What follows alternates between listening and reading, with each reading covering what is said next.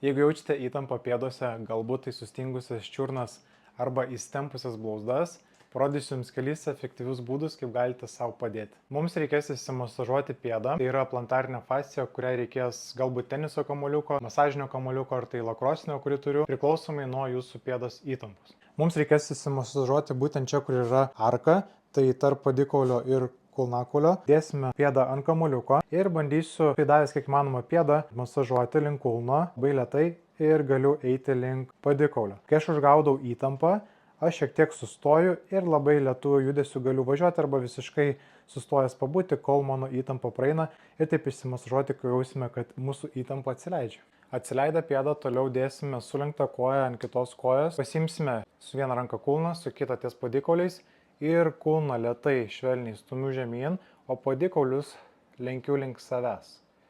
Šiek tiek užlaikau ir darau atvirkščiai, kulną traukiu šiek tiek link savęs, padikaulius lenkiu nuo savęs.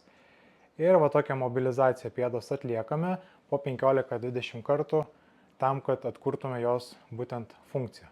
Atkūrus pėdos funkciją mums taip pat reikės ją sustiprinti, prireiks mums rankšluosčio ir be abejo turėtume būti be kojinių tam, kad būtų geresnis suėmimas. Atliekant pirštų fleksiją, bandau suimti rankšluostį maksimaliai taip, lyg bandyčiau atkelti nuo žemės. Bandau suėmimus atlikti nuo 15 iki 25 kartų treniruojant pėdų raumenis.